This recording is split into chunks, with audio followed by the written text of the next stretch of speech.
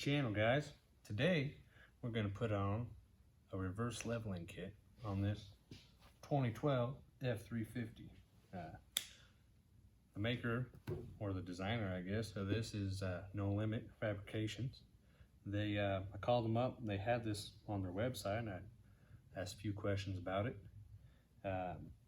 It comes with some custom 2.0 Icon Vehicle Dynamics shocks. Has two options. You can get some that got the piggyback reservoir on there, or just a smooth body shock. I opted for the smooth body ones. And it also comes with new U-bolts for the rear and some factory coils. I believe these are a little bit lighter of a spring rate than the factory ones that are on there. Comes with some new bump stops for the front end. It also comes with a new adjustable track bar.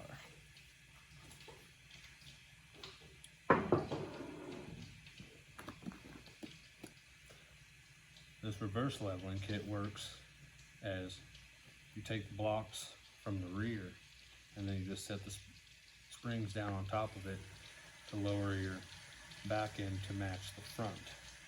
Is how this particular kit works. Yeah, let's get her started. We're going to start on the rear of this one first. So what I did here was I got wheel chocks set up on both sides of each of the rear tires.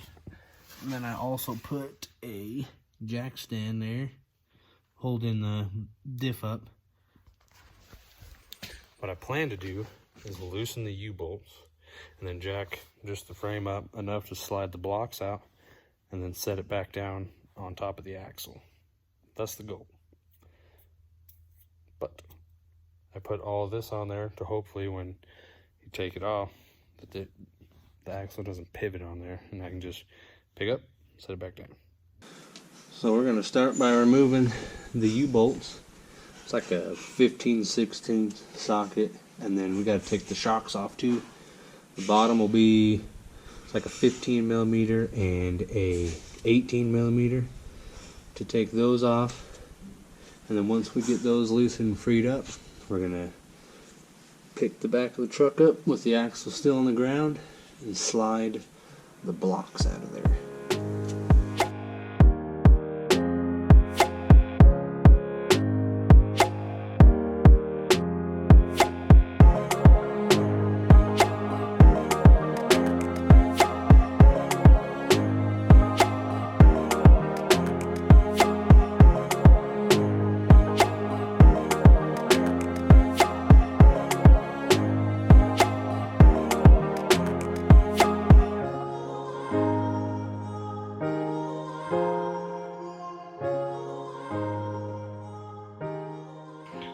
So as you can tell, the rear needed shocks to begin with. You want to keep note. See the ID, the sleeve here? They send you with the kit. There's two different sleeves in here. One is smaller than the other. So I'll make sure that one goes down on the bottom. The top, however, the stud is machined to fit this rubber, so you don't have to put a sleeve inside there. You can just slide it on, bolt it down. Okay, so these aren't rubber. I've been using dish soap and then the arbor press. But this is about a two-man operation at the moment, so I'm about to set the camera down and install these.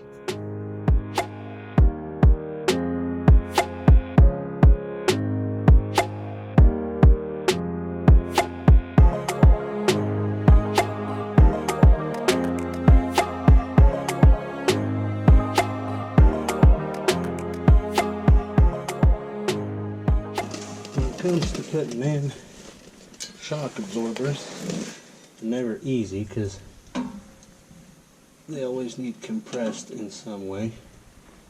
what I like to do, get the bottom bolt started, put a bolt or a nut on the end so that it doesn't pop out of place, and then try to use gravity on my side to get it where it needs to go. This particular one's in a real tight spot.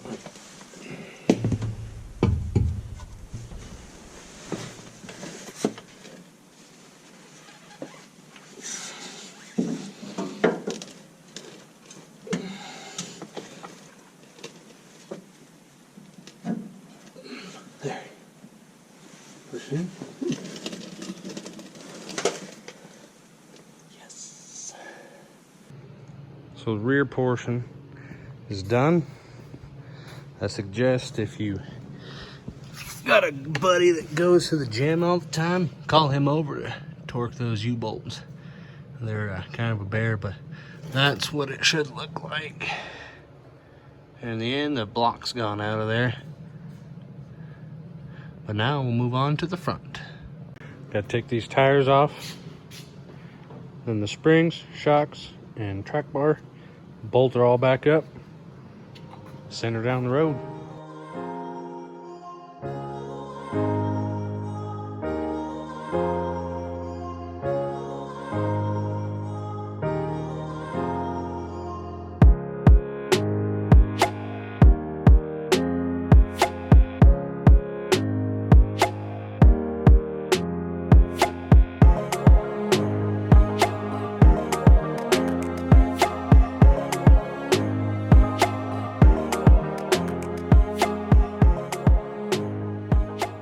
Got jack stands set up under the front of the frame, and I'm gonna lower down on the jack, take some tension off the spring.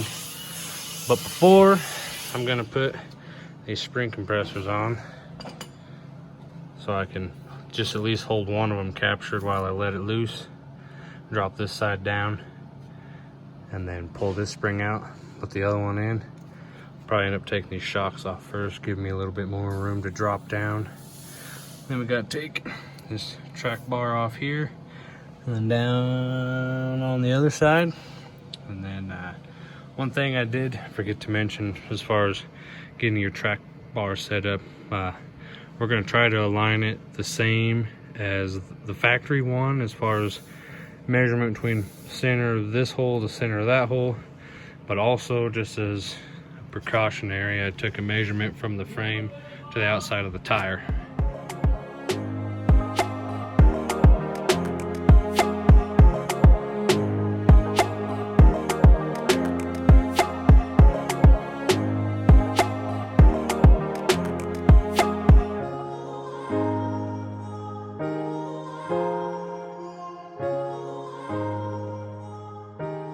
Little side-by-side comparison. This factory one I took out. This is the new one that's going in. This is the new front bump stop. This is the factory one. This is the new one. To get these out, you just kind of just pull, twist, it'll pop out. These ones going in, just put a little soap here, a little soap on the frame side, and it just pushed and just did the opposite of taking it out. Just push, twist, boom, popped in.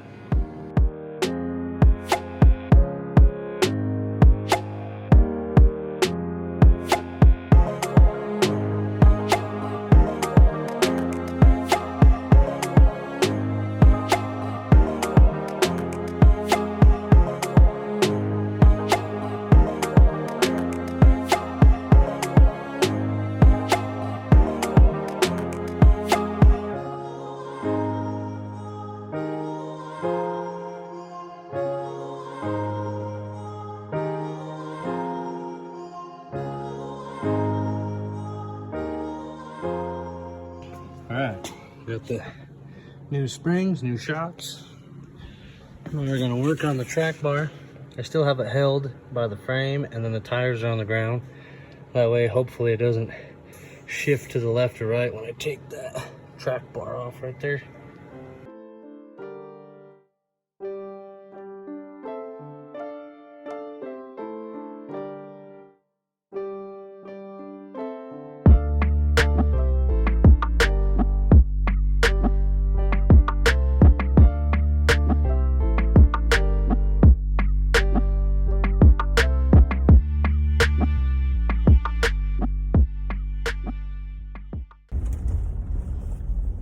Well, everybody, taking it for a test drive.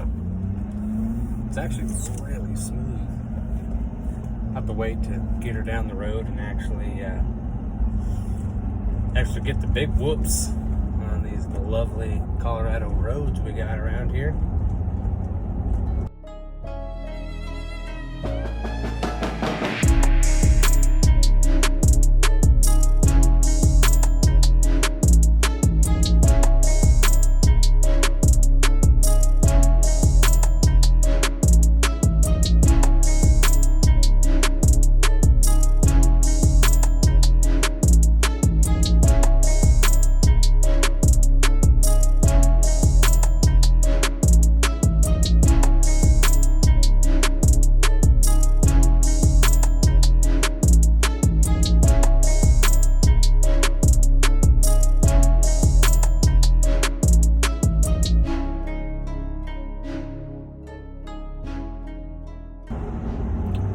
I want to say thanks for watching.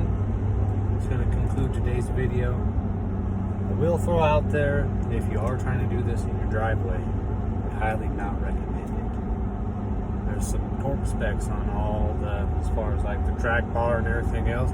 It's a big boy torques. And I highly recommend you either, if you know how to do it and you just need the tool, go rent the tool. That is what it is. I pretty much did all this on the ground today. Mainly to show that it is possible to do it on the ground. But, like I said, unless you got some of them big boy torque wrenches, then probably let somebody else take care of it. Right? Again, thanks for watching. Don't forget, like, comment, subscribe, because I'm going to get back into this. I've been a little busy with my regular job, but starting to wind down a little bit. Got a little bit more free time, be able to take care of some stuff. I got a lot of projects lined up. All the parts are sitting there, just time. You know how it goes. When you need money, all you have is time. When you need time, and you got money, no time. Just, you can never have full mouths. But thanks again. We'll catch you next time.